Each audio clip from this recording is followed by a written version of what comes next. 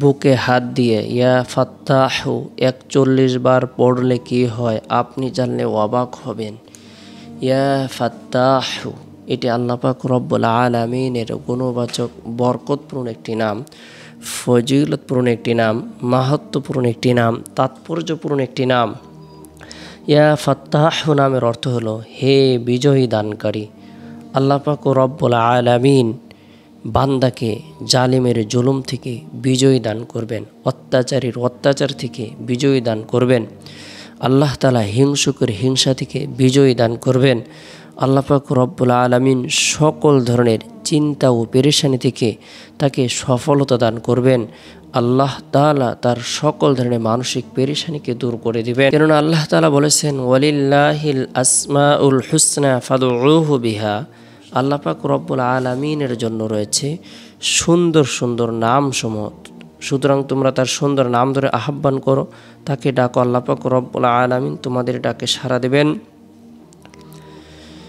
মানুষ স্বভাবগতভাবে দুর্বল, এই কারণে তাদেরকে আল্লাহ তাআলা আদেশ প্রদান করেছেন তোমরা তোমাদের এই দুর্বলতার কথা স্মরণ করে সেই মহান সত্তাকে তোমরা ডাকতে থাকো, যার মধ্যে কোনো ধরনের দুর্বলতা নাই, কোনো ক্লান্তি নাই, কোনো ধরনের তন্দ্রা নাই।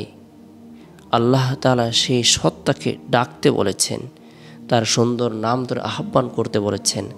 আমাদের অভাব অনটলের কথা, দুঃখ কষ্টের কথা, চিন্তা ও পেরেশানির কথা, সকল ধরনের সমস্যাকে সামনে রেখে আল্লাহ তাআলাকে স্মরণ করব। আল্লাহ পাক রব্বুল আলামিন আপনারা আমার ডাকে সাড়া দিবেন। আল্লাহ তাআলার গুণবাচক নাম কোনো ব্যক্তি যদি আমল করে, পাঠ করে, তার মনোবাসনা পূরণের উদ্দেশ্যে আল্লাহ তাআলা তার মনোবাসনাকে পূরণ করে দেবেন, তার সকল ধরনের চাওয়া পাওয়াগুলোকে পূরণ করে দেবেন, তার ইচ্ছেগুলো, আশা আকাঙ্ক্ষাগুলো আল্লাহ তাআলা পূরণ করে দিবেন।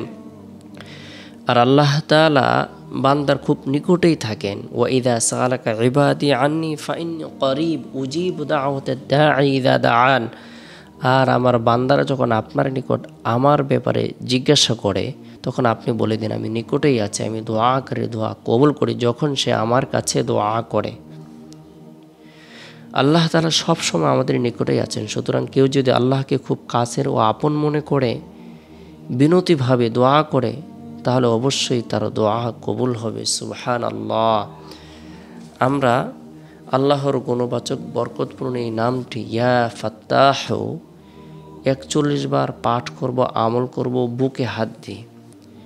অবশ্যই আল্লাহর গুণবাচক এই নামটি যে কোনো ফরজ নামাজ সম্পূর্ণ করার পর আমল করার জন্য চেষ্টা করব।